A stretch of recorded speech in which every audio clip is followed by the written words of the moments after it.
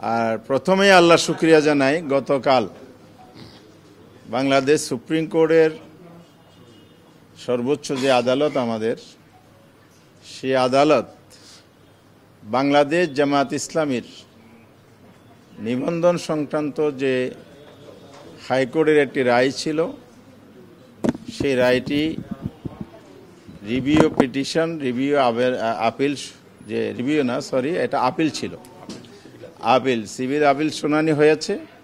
সে প্রেক্ষিতে মহামান্য আদালত একটি রায় দিয়েছে।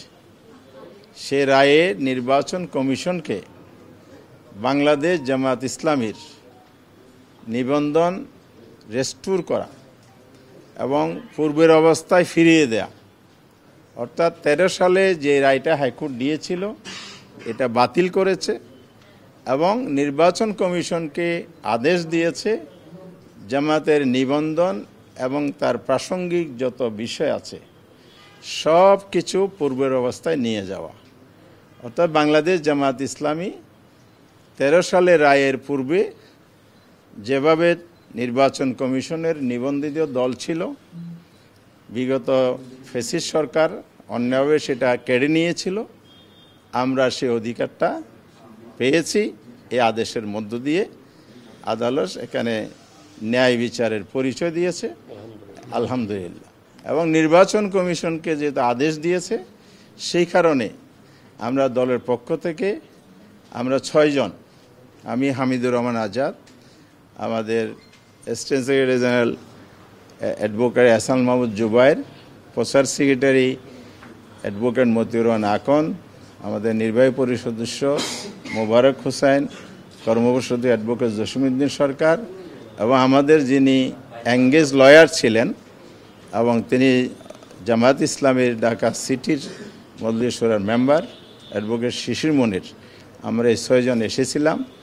ইলেকশন কমিশনের চিফ ইলেকশন কমিশনারের নেতৃত্বে ফুল কমিশনের সাথে আমাদের মিটিং হয়েছে। সিনিয়র সচিবও সেখানে ছিলেন এবং ল ডিপার্টমেন্টের যিনি দায়িত্বপ্রাপ্ত উনিও ছিলেন।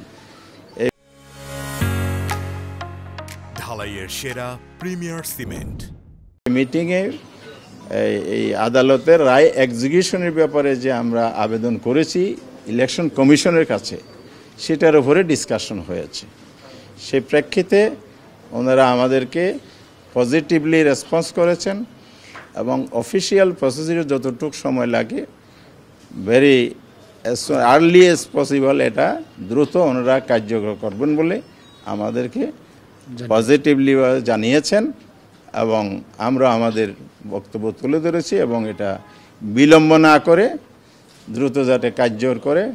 দেশ জাতি সবাই এটার দিকে তাকিয়ে আছে, এটার সাথে কোটি কোটি মানুষের আবেগ অনুভূতি জড়িত। তার চাইতে বড় কথা হচ্ছে আদালত যে আমাদের অধিকার ফিরিয়ে দিয়েছে, এটা আমাদের রাইট। এই রাইটটাই আমরা পেতে চাই। আমরা ইলেকশন কমিশন সেটা করবেন এই আস্থা রেখেই আমাদের আলোচনা শেষ করেছি। আপনারা লক্ষ্য করেছেন আদেশের মধ্যে বলা হয়েছে পূর্বের অবস্থায় ফিরিয়ে নিয়ে যাওয়া। তাহলে সেখানে জামাত ইসলামী, যেমন আমি 8 সালে ইলেকশন করেছি, 9ম সংসদে ইলেক্টেড মেম্বার অফ পার্লামেন্ট ছিলাম, তা আমি তো দাঁড়িপাল্লা নিয়েই করেছি। তাহলে আদেশের আজ পর্যন্ত হাইকোর্ট যে অন্যায় আদেশটা দিয়েছিল, যে আদেশটা বাতিল হয়েছে সুপ্রিম কোর্টে, সেখানে তো প্রতীক সহই ছিল। সুতরাং এখানে তো এটা আদালতের আদেশ, এখানে ওনাদের তো না দেওয়ার কিছু নাই, না বলার কোনো কিছু নাই, এটা ওরা বলেও নেই, সেটা এটা বলার সুযোগই নেই। আদালতের বিরুদ্ধে কীভাবে বলবে?